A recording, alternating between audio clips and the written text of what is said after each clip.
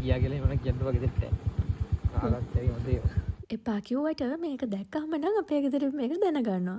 කලින් වීඩියෝ එකේදීත් මං කිව්වනේ අපේ ගෙදරින් බයික් එක යන්න පර්මිෂන් ගන්න හරිම අමාරුයි කියලා. ඔන්න ඉතින් මේ දවසේ අපි ගියපු ගමන නම් තාම අපේ ගෙදරින් දන්නේ නැහැ.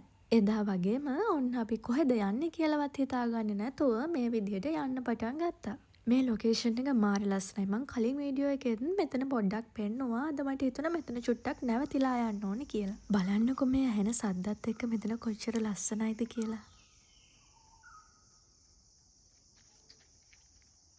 මෙතන තව ගොඩාක් වෙලා ඉන්න තිබුණ නම් හොඳයි. හැබැයි ඉතින් ගෙදරට හොරෙන් ආපු නිසා ඉක්මනින් යන්න ඕන. මේ පාර ගිහපල කොහොමද? කලින් කවදාවත් ගිහිල්ලා නැති අතුරු පාරක තමයි දැන් මේ යන්නේ. ඒක පොඩ්ඩක් හන්දක් වගේ තිබුණේ. ඇත්තටම බයික් එකේ යන්නත් අමාරුයි ඒ පාරේ. හැබැයි දෙපැත්තේ හැමතැනම ගස් විතරයි තිබුණේ. ගෙවල් නම් 2-3ක් වගේ තමයි තිබුණේ. ඉතින් ඒකේ කවදාවත් ගිහින් නැති නිසා තමයි අපි මේ යන්නේ. ආවෝ යන්න පුළුවන් බය වෙන්න.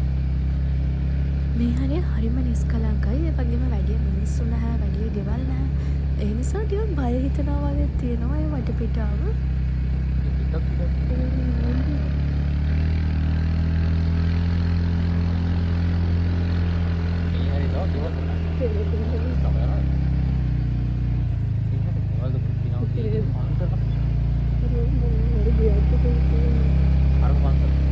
හරිය ඉන්න කවුරු හරි මේ වීඩියෝ එක බලනවා නම් මේ හරිය තියෙන මොකද්ද කියලා කමෙන්ට් එකක් දාගෙන යන්න.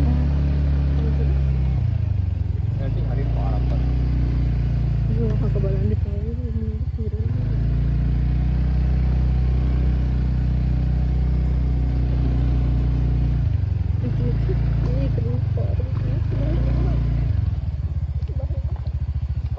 මේ කියා කියලා එහෙම කියන්න වගේ දෙයක් නැහැ. කාලත් ඇයි හොඳේ. මේ ආරංචිව කියන කතාව. ආරංචිවල කවුරුත් පොන්නේ. මොකද මේ ගා? ඔන්න අර කලින් ගියපු දෙපැත්තම ගස් වැවිලා තියෙන අතුරු පාරෙන් නම් අපි එළියට ආවා. දැන් අපි යන්නේ වෙන පාරක.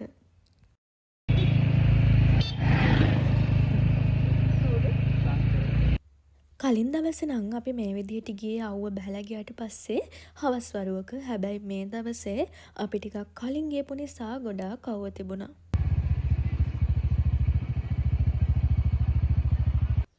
තාත්තා ගෙදර එන්න කලින් ආපහු ගෙදර යන්න ඕන නිසා දැන් අපි මේ ආපහු යන ගමන් තමයි ඉන්නේ. මට පොඩි ප්‍රශ්නයක් තියෙනවා.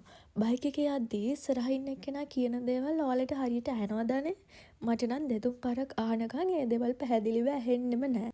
දැන් නම් ඉතින් මම හොඳටම දන්නවා මේ වීඩියෝ එක දැම්මට පස්සේ ආය අපි දෙන්නට මේ වගේ ගමනක් බයික් එකේ නම් යන්න කොහොමදවත් හම්බ වෙන්නේ නැහැ කියලා. එහෙමනම් ඉතින් මං ගිහිල්ලා එන්නම්. බයි බයි.